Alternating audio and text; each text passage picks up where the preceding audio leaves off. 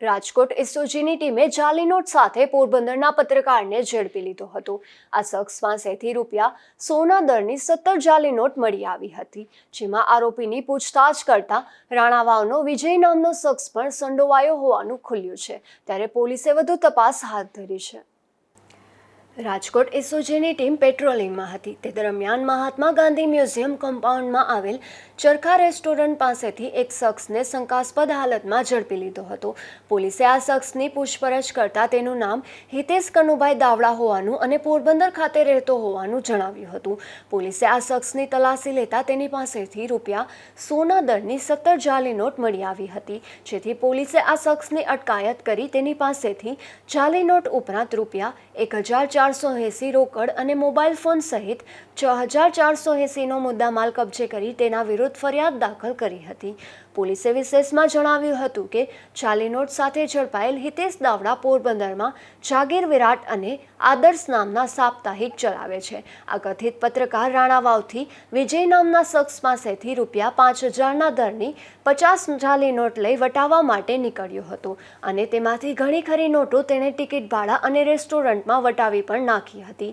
આરોપી આ પ્રકારનું કારસ્તાન કેટલા સમયથી આચરતો હતો અને તેમાં વિજય સિવાય અન્ય કોઈ સંડોવાયેલ છે કે કેમ સહિતની બાબતો અંગે તપાસ કરવા અને વિજય નામના આ શખ્સને પકડી પાડવા માટે આરોપીને 10 દિવસના રિમાન્ડની માંગણી સાથે કોર્ટ સમક્ષ રજૂ કરવામાં આવશે।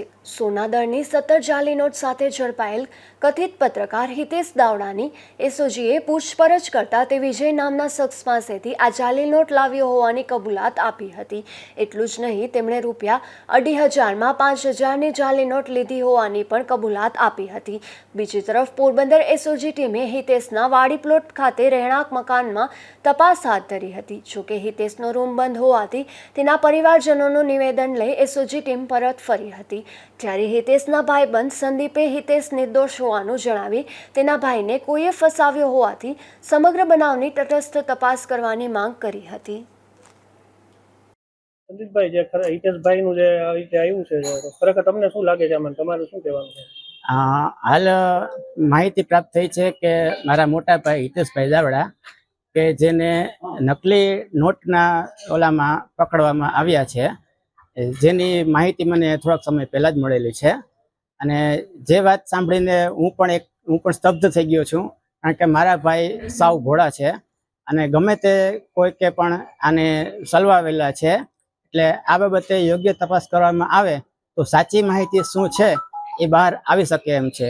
કારણ કે તમે કોઈ પણ વ્યક્તિને આજે ઇન્ક્વાયરી કરો કે હિતેશભાઈ દાવડા છે એ કેવા વ્યક્તિ છે, તો મને ખબર છે ત્યારે 100માંથી 99 નહીં પણ 100% એમ કહેશે કે આ વ્યક્તિ કોઈ દી આવું કરી શકે નહીં।